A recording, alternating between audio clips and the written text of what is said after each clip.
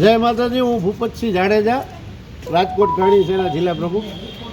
શું કહેશો? ખાસ તો આજે એક આવેદન આપવા માટે આવ્યા છો, રાહુલ ગાંધીની ટિપ્પણી છે. આજે અમે આવેદન એટલે એક લાવો તો ભાઈ પેપર આક્ષેપપત્ર છે અમારી પાસે, એ કરણી સેના તરફથી લેટર પેડમાં લખીને આપ્યું છે. હવે આ આવેદનપત્ર છે એ અમારે રાહુલ ગાંધી વિરુદ્ધ છે. રાહુલ ગાંધીએ જે અમને અત્યારે એમ કીધું છે કે રાજા રજવાડાઓ જમીનો ઝૂંટવી લેતા હતા, એટલે ઝૂંટવી લેતા હતા અને લઈ જતા. એનો મતલબ શું થયું કે રાજા રજવાડા અમારા બાપદાદા બધા જે હતા એ ચોર ચકા હતા, કોઈ લૂંટારા હતા, કે આવો આક્ષેપ એને કરવાની જરૂર શું પડી? એટલે અમે એના વિરોધ અત્યારે આ આવેદનપત્ર દેવા આવ્યા છીએ અને રાહુલ ગાંધી વિરુદ્ધ અમે એક્શન લેશું. હવે આગળ જતાં અમારી જે રણનીતિ હશે એ અમે નક્કી કરશું, પણ આના વિશે વિરોધ તો અમે ચોક્કસ કરશું. અને આના વિરોધ એટલે સારો એવો વિરોધ થશે. જો એ માફી નહીં માંગે તો અમે એના વિરુદ્ધ પર આંદોલન કરશું.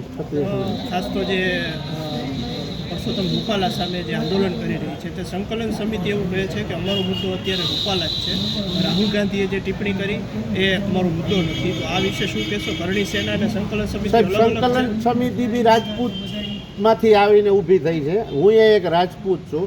હવની પોતપોતાની પર્સનલ ઓલી હોય છે. આજ મને એ વસ્તુ નથી ગમી ને મારા ભેગા બીજા અસંખ્ય ક્ષત્રિયો છે જેને એ વસ્તુ નથી ગમી.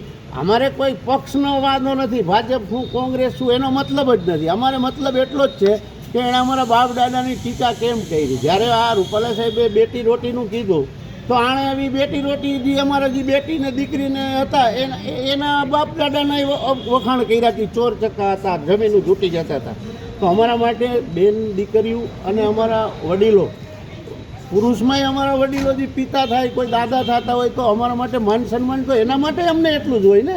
એવું નથી કે બેટી રોટી માટે જ અમારે લડાઈ લડવાની છે. અમારે બાપ દાદા માટે અમારે લડાઈ લડવાની છે. ખાસ તો રૂપાલા સાહેબ માફી માંગે એવું આપ ઈચ્છો છો કે એ માફી ન માપે તો ચાલશે? રૂપાલા સાહેબને બાય મિસ્ટેક જો હું તમને કહું ને તો આ તો એવું થઈ ગયું કે સ્ટાર્ટિંગથી રૂપાલા સાહેબે ખરેખર ક્ષત્રિય સમાજ નીચલો અમારો જે સમાજ છે એને ભેગા કરીને જો માફી માંગી હોત તો એનું કેદુંનું આ ક્લોઝ થઈ ગયું હોત.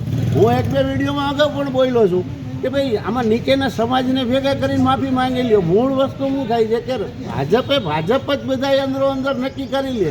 આજે જે મોટા મોટા અમારા જે દરબારો જે હતા બધા નેતા એમને ભેગા કરીને માફી મંગાવી, એની જગ્યાએ જો નીચલા વર્ગની માફી માંગી લીધી હોત કે ભાઈ જેમ અમારા અહીંયા સંમેલન થયું એવું એક સંમેલન ક્ષત્રિય સંમેલન બોલાવ્યું હોત અને એ જ અમારા રાજકીય વડીલોને કીધું હોત કે ભાઈ તમારા એરિયામાંથી તમે ક્ષત્રિયોને બોલાવો.